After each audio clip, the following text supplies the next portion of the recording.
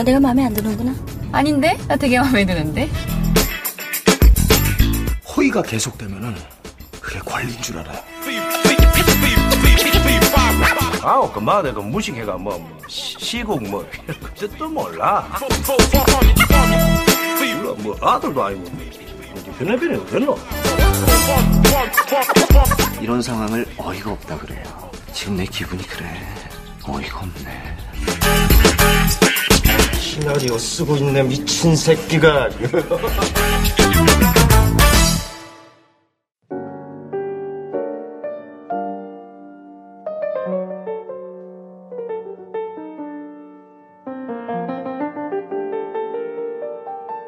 평론가와 일반인 사이 매력적인 영화 미생들의 유쾌한 영화 잡담 시네마스타 시작하겠습니다. 어서 오세요. 안녕하세요. 네, 핵소고지 얘기해야 되는데요. 네. 자기소개부터 하겠습니다.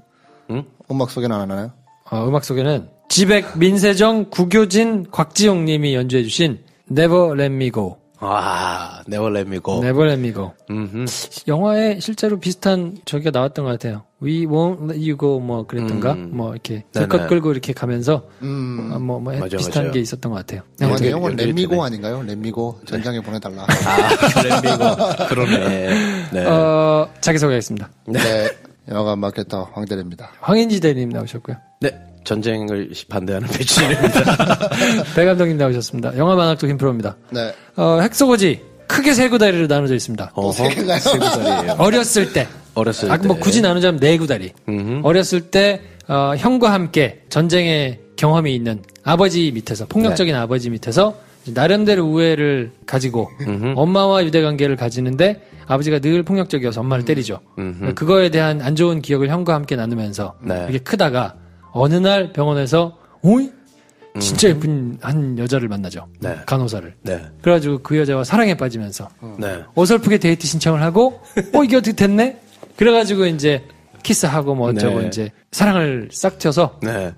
프로포즈까지 하게 되는. 그리고 자원 입대를 해서 네. 이제 진주만 공격에 충격을 받고는 자원 입대해야 되겠다. 그래서 자원 입대를 해서 훈련을 받는데 본인이 이제 종교적인 신념 때문에 토요일 날 예배 드려야 되고 토요일 날 쉬어야 되고요. 총을 사용할 수 없다. 네.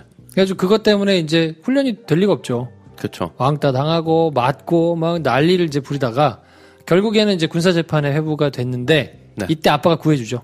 네. 이제 1차 세계대전에 참전하신 참전용사였는데 네. 그때 같이 이제 참전했던 뭐 아주 지금 높이 돼 있는 준장. 네. 찾아가가지고 이제 그분의 편지로 그걸 허가를 받아서 군수사령관이 네. 돼 있는. 그래서 이제 전쟁에 참여하죠. 일본으로. 그래서 이제 오키나와에 있는 핵소고지를 네. 탈환하는 그 전투에 참여를 해서 거기서 벌어지는 전쟁 씬 한참 나오고. 그렇죠. 거기에 같이 투입돼가지고 이제 전투를 벌였던 동료들이 거의 뭐 몰살하다시피 하는데 네. 그때 하룻밤 사이에 뭐 75명. 이게 네. 보니까 실제로는 본인 얘기로는 한 50명 정도 구했다고 얘기를 했다고 그래요, 본인은. 근데 동료들 얘기는, 전우들 얘기는 아니다, 한 100명 정도 된다. 그래서 타협을 봤답니다. 요게 본인이 좀 겸손한 스타일이고, 이제 공도 다 이렇게 돌리고, 조용하게 하고 싶다고 좀, 종교적인 신념 때문에 보통 좀 그러는 편이었대요. 그래서 좀 축소한 면이 있으니까, 전우들 얘기를 들으면 100명이라고 하니, 에버젤리지로 네, 가운데 한 75명 정도로 하자 해가지고 이제 뭐 설정을 했다고 그래요. 그렇구나. 네. 그래서 75명을 실제로 구하고 네. 마지막 전투에서 이제 본인도 부상을 입고 구해져서 내려오는 네. 걸로 영화가 끝나게 됩니다. 네. 네. 주얼리 듣다 보니까 생각난 건데 먼저 군대 입대한 형은 그 위에 나오지도 않네요. 안 나와요. 맞아요. 뒤에 근데 인터뷰에 나오던데. 네. 인터뷰에 나왔나? 네, 살아 있긴 하더라고요. 보니까 그때까지도. 네. 영화상에는 뭐 안 나와. 갑자기 밥 먹다가 군대 갑니다. 갔어. 그래 안 나오죠. 맞아. 예. 네. 정말 이 영화 무슨 얘기를 해야 되나.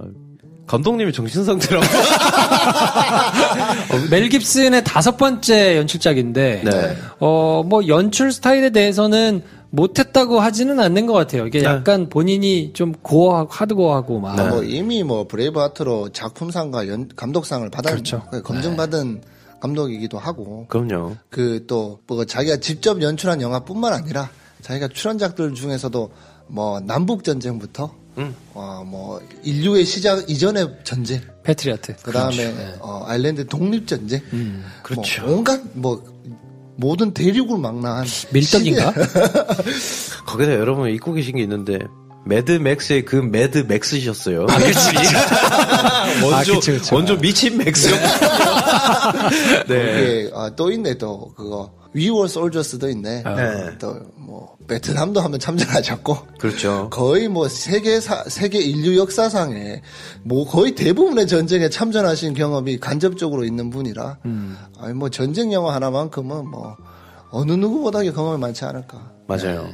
근데 저는 이 영화가 되게 좀 대단한 게, 언브로큰이라고, 안젤리나 졸리가 연출한 영화가 하나 있거든요. 실화인데 마라톤 선수였나? 베를린 올림픽에 국가대표 출전했나? 이 사람이 2차 대전 때 공군 입대해가지고 일본 전쟁 포로로 있다가 일본군의 온갖 고문과 이런 거에 굴하지 않고 인간 승리라는 영화가 있어요. 반전의 메시지를 전하는 되게 잘 찍었거든요. 네. 진짜 지루해요, 근데 이 실화만 듣고 보면 비슷하거든요. 와, 대단하다. 야, 감동적이다. 근데 저 찍어놓으면 우리가 보고 근데 저 일본군이 저렇게 포로로 잡히는데 저렇게 잔인하게 고문했겠지? 아, 진짜 나쁘다. 근데 저걸 저렇게 보여주니까 조금 불편하다. 이런 수위를 넘나들면서 이제 감동적인 이런, 제목이 언브로큰이었는데, 그 영화도. 지루했거든요. 근데 이 영화도 지루해질 수 있었어요. 생각해보면. 이 좋은 아이템을 어떻게 찍어도 욕먹기 딱 좋거든요. 근데 우리가 욕을 못하게 머리를 하얗게 만들어버렸어요. 내가 그 피치감을 즐기게 만들어버렸어. 그리고 반전 메시지를 내가 마음속에 품었는데, 근데 우리 주인공이 우리에게 한 말은 자기 삶으로 보여주려고 했던 삶은 그런 게 아니거든요.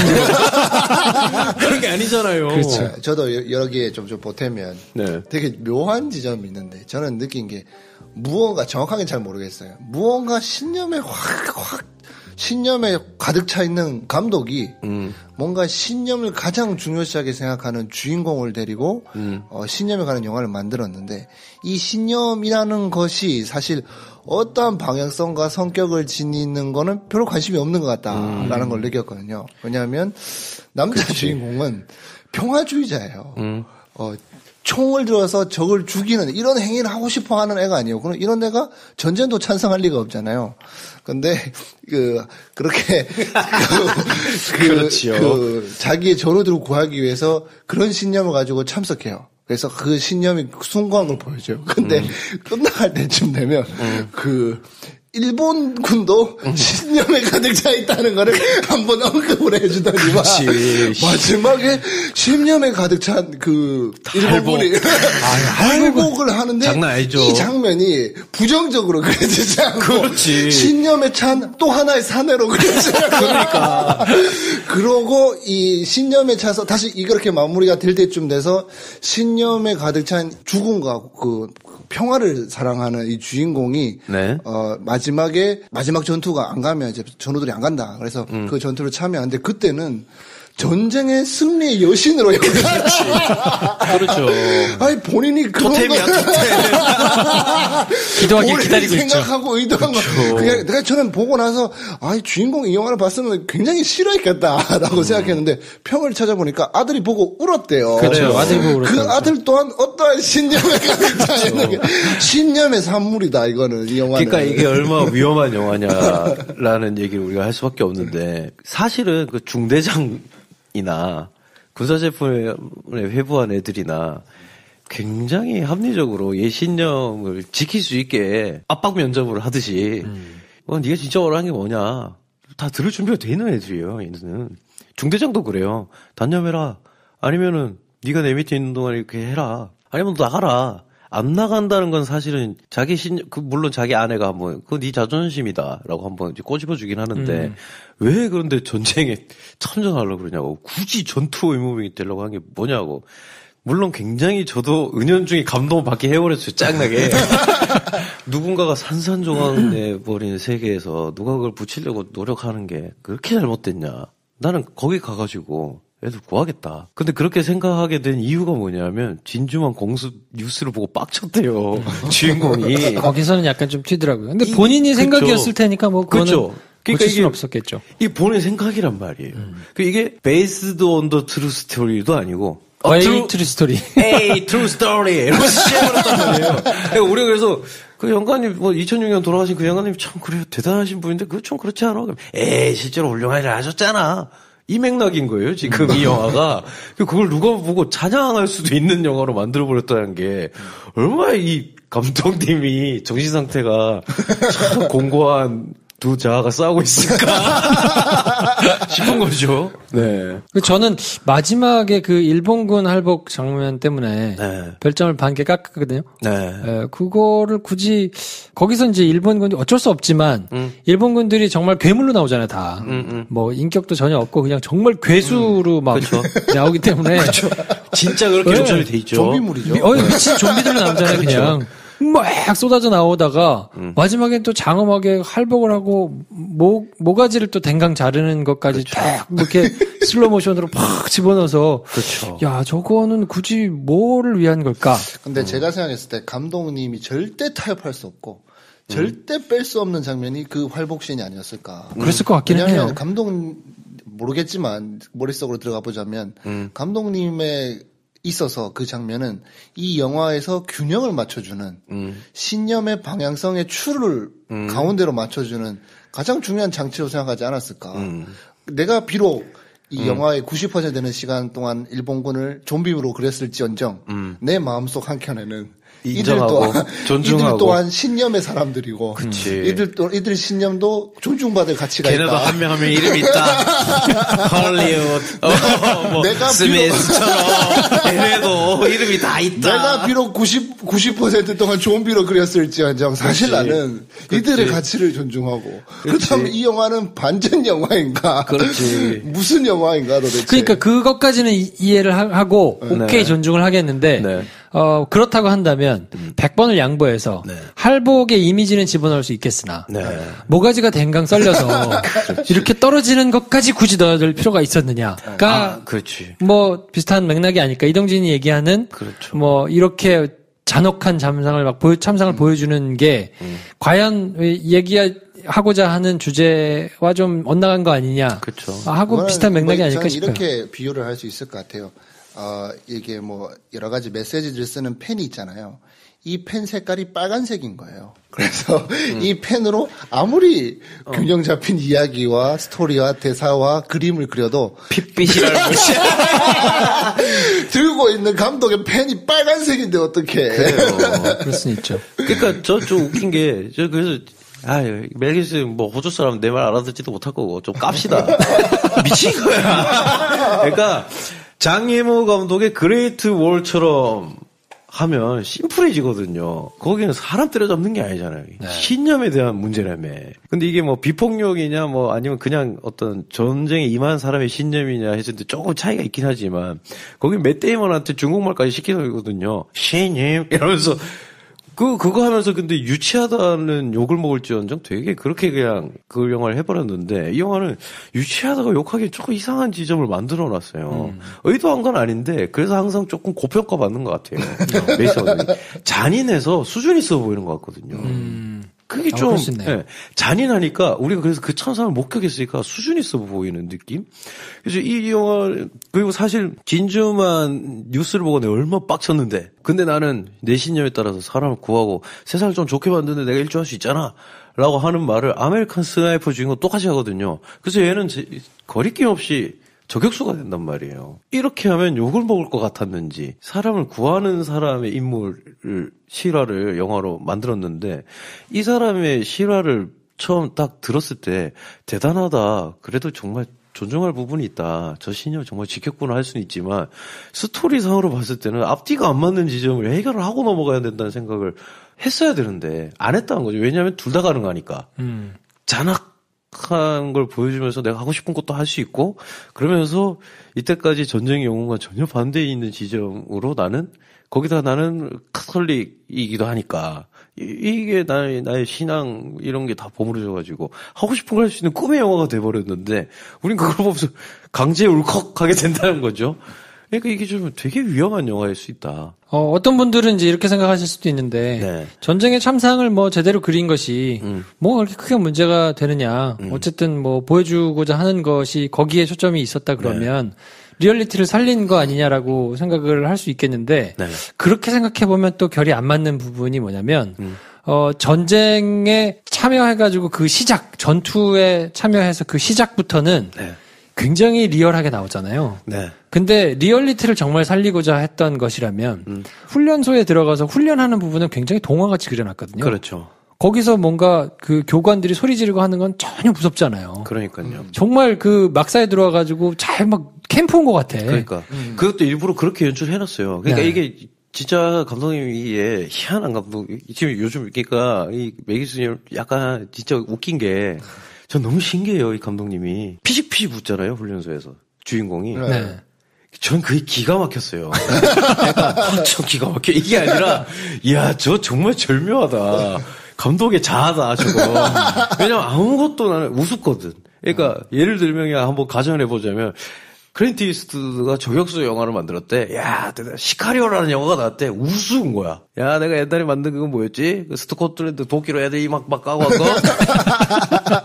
그거 뭐 애들 뭐 그런 거 한다고 열심히 하네. 나는 근데 가톨릭이라 이제 그런 거 안 하려고. 나는 평화주의자. 이런 느낌이에요. 걔가 제일 세요. 거기다 심지어 그 선착순 돌리는데 피식피식 웃던 애가 1등을 해요. 피지컬도 최고란 얘기야. 아, 저건 멜 깁슨의 자아다. 캠프 같겠다. 그럴 수 있어요. 다른 모든 어떤 진지한 반전 영화는 캠프 온 것 같이 묘사되어 있다고 자기는 생각하나 보다. 그리고 나 이제 뒤에 본 게임을 보여줄 거다. 근데 나는 평화주의자다. 수영차를 손으로 퐁 쳐가지고. 와, 진짜 이거 미신 영화다, 이 영화는. 저는 몸이 반응하는구나를 네. 오랜만에 느꼈어요. 네. 헥소고지 올라가서 네네. 막 이렇게 이제 긴장이 고조되다가 헤드샷을 당하는 걸로 시작하잖아요. 네. 빡! 헤드샷 한 2번 정도 당하거든. 딱 넘어가는 걸로 시작하는데 저 그거를 보고 있다가 움찔하더라고요. 그렇죠. 정신이 없잖아요. 너무 깜짝 놀랐는데 오, 내가 이렇게 놀라는구나 하는데 그 뒤부터 막 정신없이 달려가기 시작해서 막 네. 창자가 쏟아지고 다리가 끊어지고 막 오만 가지가 나오는데 야, 이렇게 리얼리티를 살릴 거였으면 앞에 왜 그렇게 장난쳤어? 싶은 생각이 또 이걸 굉장히 훌륭한 영화라는 입장으로 봐도 이게 또 변호가 되는 게 앞에 그렇게 아기자기하게 막 보여주고 그러면서 주인공도 이걸 장난으로 생각한 거야. 약간 동네에 우물한 개구리가 가서 맞닥뜨린 진짜 전쟁 이런 거야. 그러니까 그때 하사라 중대장이 너 집으로 돌아가라고 한 거야. 뭐 이렇게 할 수도 있거든요. 뭐 그렇게 볼 수도 있죠. 근데 그러면 얘가 왜 입대했냐 그렇게 그런 그냥 신병이면 라이언 일병 구하기 위해서 이렇게 덜덜 떨던 사람을 처음 못 죽일 것 같은 억지로 어팸. 끌려면 말이 되는데 어팸이야 걔가 어팸. 그러다 결국 죽죠 독일군한테. 그 타자기 들고 다녔던. 네. 그러니까 그렇지도 않아요. 얘는 완성된 히어로거든요. 이미. 여러분들의 대화가 지금 어떤 수준을 넘어가지 못하고 있는데 이 영화에 필요한 대사가 하나가 있어요. 그 영화 마스터에서 강동원이 했던 되게 중요한 대사인데 이 자식들 선을 넘어버렸어. 이 대사가 필요한 것 같아요. 왜냐하면 지금 여러분들은 이 주인공을 너무 네. 인간이라는 한계 안에서 이해하려고 적용하려고 하고 있는데 감독이 그린 사람 그 주인공은 인간이 아니거든요. 그 슈퍼히어로요. 그 정확하게 보여주는 선을 넘는 장면이 나오잖아요. 위에서 그 들것에 실려서 선에 들에서 이 후광을 받으면서 내려오시는 그 승천 재림하시는 모습이 있잖아요. 저는 그걸 보면서 이게 말구유에 누워있는 예수님의 그렇지. 모습이 저런 게 아니었을까. 그러니까. 내가 그걸 보면 되게, 이 사람 주인공은 신이다. 다시 신으로 생각하고 처음부터 영화를 다시 봐야 된다. 이 모든 상황이 뭐랄까 이 혼탁한 세상을 구원하기 위해서 온 신의 처음과 끝과 마지막이다. 그치. 마지막에 하늘에서부터 재림해서 내려오시고 처음과 끝과 마지막은 뭐니? 그러니까 이게 처음과 중간과 마지막까지. 처음 끝과 마지막 뭐야? 그러니까 그렇게 다시 되돌아보잖아요. 이게 또라이예요. 왜냐하면 그 병원에 어떤 애 사고 난 거 착 구해주고 싹 가다가 이 피어브를 쫙 보다가 이렇게 싹 그렇게 이쁠 수 없는 머리카락 이게 빠마한 머리카락 싹 녹여 카메라 탁 보더니 포커스가 거기 딱 맞더니 한눈에 뻑 갔어. 예수님이라고 칩시다. 그가 예수님이야. 선한 사마리아인에게 복음을 전하러 간 게 아니라 니 너무 이쁘다. 데이트하자. 물론 예수님도 그 시대에 저 새끼 말을 이상하게 한다 이런 오해를 받고 했잖아요. 걔도 막 오해를 받을 수밖에 없는 말을 해요. 뭐 니 필요한 거 있냐 간호사가 자기 자꾸 쳐다보고 있으니까 필요한 거 있다고. 뭐냐 했더니 벨트. 내 벨트가 없어졌다고. 하필이면 대사가 더러워. 느낌 더럽잖아요. 그러면서 근데 이거 사실 내가 이렇게 해가지고 걔한테 다시 받으면 되니까 괜찮다 했더니 간호사가 웃어요. 사실 자 예수를 처음 만났을 때 그 시대 사람들이 예수를 오해했다 뭐 이런 거랑 비슷하게 할 수도 있지만 어떻게 보면 그 왜 미친 또라이한테 이렇게 웃어주지 않으면 지금 강남역에서 갈 맞을 것 같은 상대일 수도 있는 거거든요. 개또라이예요, 개또라이. 그 집에 설명하신 거예요. 벨트. 그렇지. 그리고 집에 가가지고 깨끗하게 차려입고 누구 만나러 간대 엄마한테. 그때 엄마가 누구 만나러 가니까 여자한테 고백할 거라고 결혼할 거라고 잘해보라 그래요. 굉장히 화목한 가정으로 그려지거든요.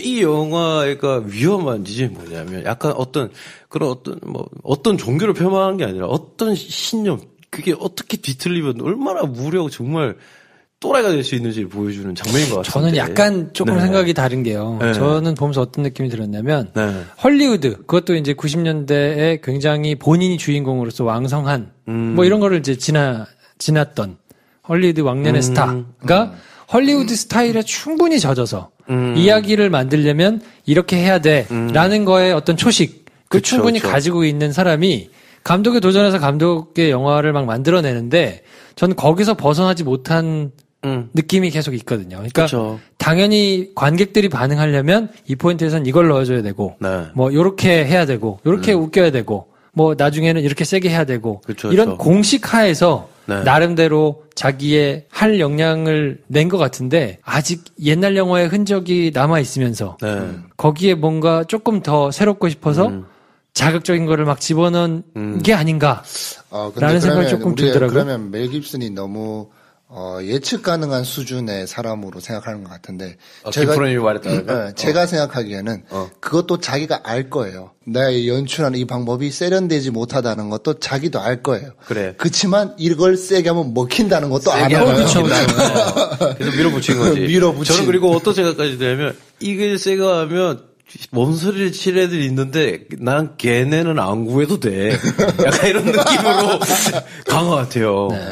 그래서 결과적으로 배 감독님 얘기하시는 게 이 신념이 위험할 수 있다는 것에 계속 이야기하시는데 다행히 이 주인공은 이 신념으로 바탕으로 사람을 구하는 데 썼다. 다행이다. 그리고 그것까지도 아는 거죠. 그것까지도 이런 스토리고 이런 실화의 주인공이면 먹힌다. 그리고 내가 이걸 이렇게 조리하면 반응할 거고 그러니까 나는 여기서 마음껏 세게 그려도 이건 뭐 괜찮다. 뭐 일정 부분 뭐 얘기가 있을 수 있겠으나 상관없어. 이건 먹혀라는 아주 강력한 본인의 확신을 가지고 만들어 놓은 게 아닌가 싶은데 그래서 저는 보는 내내 약간 뭐랄까 옛날 냄새가 좀 났다고 할까? 이게 좀 스타일이 옛날 같다. 조금 약간 좀 뒤떨어지는 것 같은 느낌이 조금 있는데 몸이 계속 반응하는 거죠. 그렇죠. 정말 깜짝 놀라고 내가 아프고 막 마지막에 감동하고 막 장난 아니잖아요. 진짜로 저도 정말 놀랐거든요. 박수 치는 거지 일어나서 다 보고. 근데 이게 진짜 이상한 게 저는 그 이미지가 자꾸 떠오르는데 처음에 벽돌로 형을 이렇게 막 한 다음에 아버지가 혼내려고 딱 들어가가지고 벨트를 풀러가지고 때리려고 다행히 근데 아버지가 때리려고 하는데 엄마가 말려요. 말리면서 이제 그러고 있는데 이 주인공이 보고 있는 게 집에 걸려있는 액자인데 거기 있는 이미지들 있잖아요. 그러니까 사실은 그 성화들 이미지가 굉장히 잔인하잖아요. 근데 그걸 좀 잘 순화시킬 때도 있고 아니면 그런 걸 굳이 표현한 걸 이렇게 직면을 안 할 때도 있는데 그 집은 그걸 엄청나게 크게 걸어놨잖아요. 그걸. 그러니까 이게 저는 자꾸 멜 깁슨 감독이 그런 게 있는 것 같아요. 그러니까 그런 잔악함을 직시하면서도 용기를 잃지 않는 나의 용감함이랑 숭고함을 약간 같은 가치로 생각한 거 아닌가. 그래서 자꾸 그런 게 동시에 자꾸 나오는. 그래서 이 영화가 되게 희한해지는. 그래서 더 신념이 더 강해져서 타협하지 않고 자꾸 그걸 동시에 보여주려고 하는 시도를 하는데 이 영화가 최정점이었다라는 생각이 들더라고요. 뭐 멜 깁슨 필모를 봐도 자기가 살아온 궤적을 봐도 그런 신념을 도전받는 상황에서 타협하지 않았을 때 성공하는 경험들이 계속 쌓여왔던 것 같아요. 이게 또 그렇기 때문에 그런 경험들을 바탕으로 이 이야기도 본인한테 절대 놓칠 수 없는 중요한 꼭 연출해야만 되는 그런 영화로 다가왔던 것 같고. 그렇죠. 뭐 일례로 패션 오브 크라이스트 만들 때 모두가 반대하고 투사지 안다고 자기가 몰빵했는데 대박이 났잖아요. 뭐 그런 상황이라든가 사실 이 영화를 만드는 과정에 있어서도 자기의 사비를 탈탈 털어가지고 했는데 결과적으로 돈만 봤을 때는 엄청난 수익을 또 거뒀거든요. 그렇죠. 이런 일련의 경험들이 쌓여왔던 것들이 이 영화에서 진짜 완전 막 본물처럼 막 터져 나온 게 아닌가. 그렇죠. 뭐 개인적인 그냥 감독의 일처가 충분히 상당 부분 반영된 게 또 이 영화의 내용이 되지도 않았나. 뭐 결과적으로는 뭐 흥행면에서도 먹혔다고 봐야 되고, 그렇죠. 아카데미에서 상도 받았으니까, 그렇죠. 뭐 여러 가지를 다 이룬 거죠 사실은. 네, 정말 보고 있으면 이 화면을 무시하기 정말 힘들거든요. 그럼요. 진짜 정말 조마조마하면서 야 쟤네 말하다가 갑자기 머리 터지는 거 아니냐 이런 생각이 들면서 야 머리를 숙여라 철모를 이렇게 되니까 정말 예.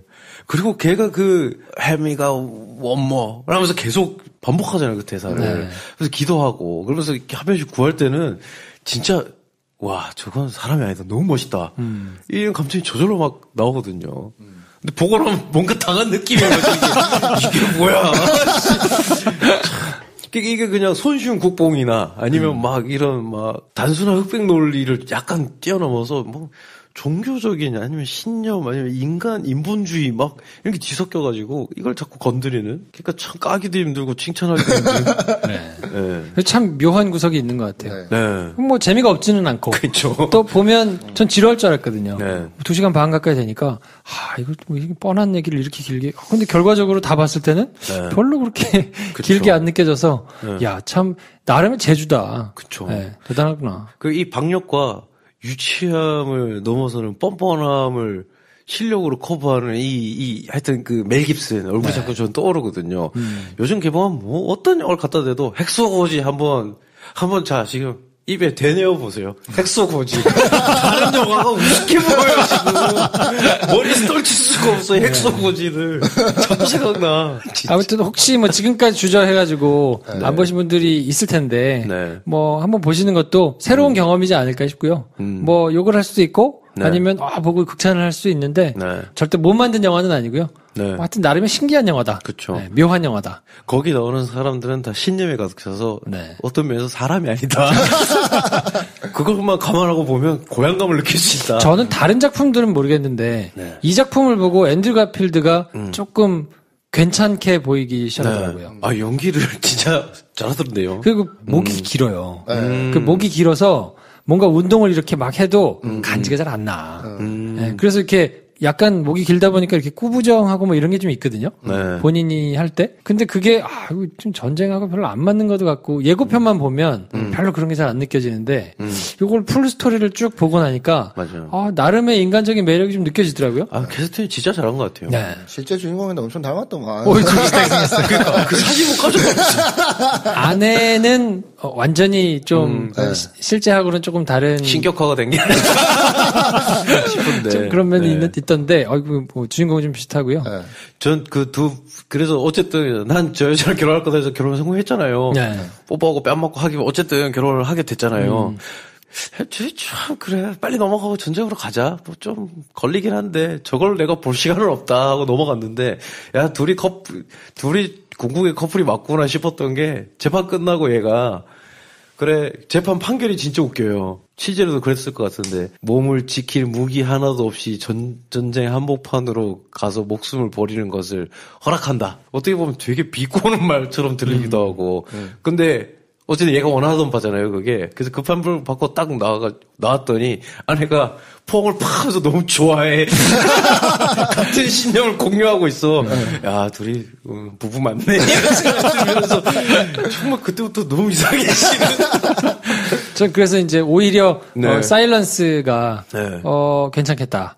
앤드류 가필드가 나름대로 그래도 매력이 있구나. 네네. 엠마 스톤이 그거에 반했겠지. 그렇죠. 네. 신념이 있으면 됩니다. 아무튼 그래서 묘한 매력을 지닌 핵소고지 네. 안 보셨으면 좀 챙겨보시면 좋을 것 같고요. 네. 저희가 다음 주에는 영화들이 막 쏟아져 나와서 어떤 작품을 할 건지는 뭐 의견 많이 올려주시고 저희가 참고해가지고 해드리도록 하겠습니다. 네. 오늘은 지백 민세정 구교진 곽지용님이 연주해주신 네버 렛미고 들으면서 인사드리고요. 저희는 다음 시간에 또 찾아뵙겠습니다. 평론가와 일반인 사이 매력적인 영화 미생들의 유쾌한 영화 잡담 시네마스타 다음 시간에 뵙겠습니다. 안녕히 계십시오. 감사합니다. 좋아요, 구독, 공유, 알림 설정 필요합니다. 필요합니다. 안녕. 안녕.